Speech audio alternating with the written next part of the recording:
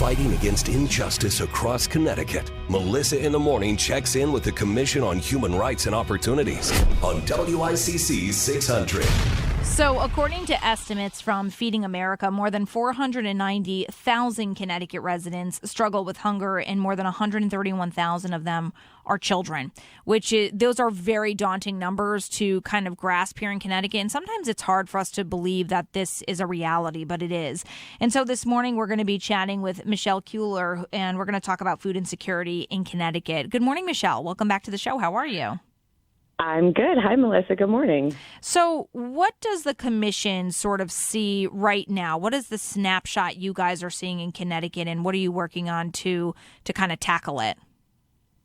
So what we see is that there is definitely a disparity among groups that are very identifiable as it relates to food insecurity and housing and where people live. And it's a combination of things, and it's actually become pretty complicated during the pandemic, which, of course, has complicated everything. Yeah. So when we are looking at food insecurity, unfortunately, we're looking at groups who have historically had access issues to begin with. So in Connecticut, the people who are most food insecure are who you said exactly, families with children, people who identify as Black. 23% of food insecurity is reported by people who identify as Black, and 26% of food insecurity is identified by as people who identify as Hispanic or Latino. So we're talking about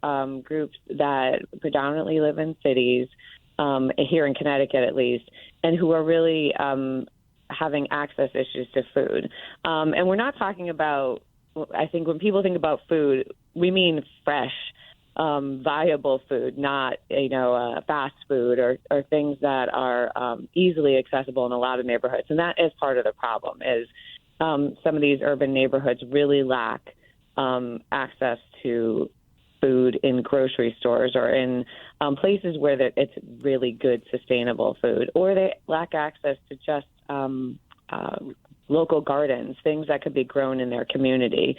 And so that's kind of the issue is that communities need these things in order to sustain the health of the community, because that's the other side of it is that food insecurity leads to health problems. And so, when you're looking at groups of people who have food insecurity, you're going to find that there's higher obesity rates, higher instances of high blood pressure and diabetes, and it really goes just to the diet and to the lack of access to that. And so, it all comes back to the commission in terms of housing and the fact that it's important that the housing in Connecticut is as accessible as it can be, but is also close to things that people need to live, and that is good food and good sources of food. Yeah, I mean, let's talk about that, because I've noticed even for myself, we're talking to Michelle Keuler this morning with the Commission on Human Rights and Opportunities. So we live in Milford. We live on the Milford Orange Line. And to go to a farmer's market, and when I mean a farm, I'm not talking about the pop-up ones that only are seasonal. I mean going to a farm where they have a market on property. I only because I lived in Vermont for 10 years, so I know my farms. I got my farms. And I will say farm fresh food, I'm a huge advocate of it. You can't find someone more of a big farm girl other than unless you actually work on a farm here in Connecticut. So I'm a huge advocate for the type of food that you get literally farm to table. I will say that I have to go either into Easton or I have to drive up to Guilford to find one of those farms where you can get the produce right there, like a one-stop shop where you can get your meat, your produce, your dairy, everything in one spot. And it's interesting because, with the prices of inflation and everything and gas prices, I used to go to the farms 2-3 times a week. I now go maybe every week and a half because I've got to save on gas. I'm driving 35 minutes to get to a farmer's market. And again, I'm not complaining. I'm not sitting. I mean, look, I'm blessed that I'm able to spend the money to go up and to use it. But I will say, first of all, it's probably more cost effective when you do farm to table and the ingredients are way better.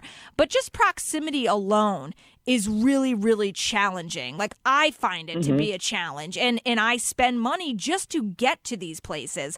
So I can only imagine. So, like, what is even the answer to that? Because I get it that we don't have as many of the resources in our cities, absolutely. But even if you don't live in a major city, like I heard your percentages there, Michelle, and I would say about 50% are minority population, and then the other 50% are people who have children who, whatever. I think no matter where you live in Connecticut, I find a lot of the farms are really up north. So if you live in like Fairfield, New Haven County, you're driving to find one of these places versus a commercial supermarket. So I don't know. Like I guess I'm not sure really what the question is here, but I guess how do you get access to something where resources aren't really as abundant as they are in other parts of Connecticut? And you said the magic word, too, is you get to drive there because you have a car. Right. And so that becomes an absolute other hindrance to people who live in cities who don't always have access to cars, which is why they live in the city. And so the U.S. Department of Agriculture does a mapping atlas of access to food. And actually, Bridgeport has access issues to food because of the lack of car accessibility to the people who live there, which again is kind of this circle, right? People live in the city because they don't necessarily need a car because the transportation is better, and especially in a state like Connecticut. But then when you don't have a car and there's no fresh food near you, then you can't take, several buses to get to where you need to be because there's probably not ones that run regularly. So really the answer in the short run, and the answer that places like Bridgeport and Hartford have implemented, are really to get open space farming within the city. That is an absolute possibility. Every place has a ground, and every place can cultivate in the summertime for purposes of growing the food in the neighborhoods instead of the neighborhoods having to leave to get the fresh food.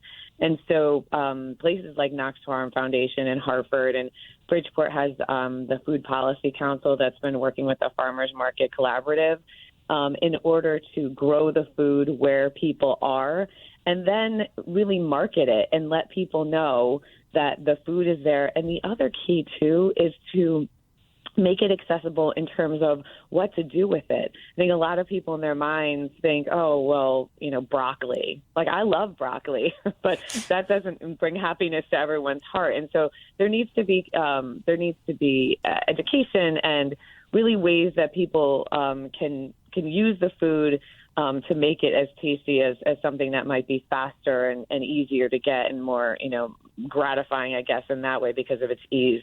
So growing the food in the cities is really an important part of it so people don't have to move.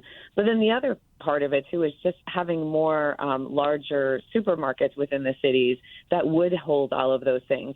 And they could be the source of gathering the food from all the local farms so that you don't have to go out to them, but they come to you. And it has to be affordable. That's the other thing, too. You can't have fresh food brought in and then priced at a premium because the point is to make sure it's accessible, both mobility-wise and financially-wise. And so it's a bit of a tall order, but it's an achievable order, but thought has to be put behind it. Mm-hmm. I mean, and at the end of the day, granted, it's not all produce farms, but there are 5,500 farms across Connecticut, and a good handful of them have fresh produce, have fresh dairy, have fresh meats. Exactly. I know a lot of chain, supermarkets in Connecticut have started to do a better job of working with local farms, but I just think we could probably do much more. We could do much more. Agreed. And it helps everyone. Yeah. Oh, absolutely. And I'm telling you, Michelle, when you have something that is farm to table, you could tell. You can tell. Yes. 100%. I mean, I think corn is the example. You go to your farm stand and you pick up a fresh ear of corn. It's the most delicious thing I can think of eating in the summertime. You're right. Instead of getting a bag of frozen corn at the grocery store. You are not wrong, my friend. It's so true. And I think this is such a great conversation to have. And I'm curious, Michelle, if people want to access the Commission on Human Rights and Opportunities, they want to talk to somebody about this. What is your website? It's www.ct.gov/CHRO. All right. Michelle, I always love having you on the show. Thank you so much for your time. Thanks, Melissa. Have a great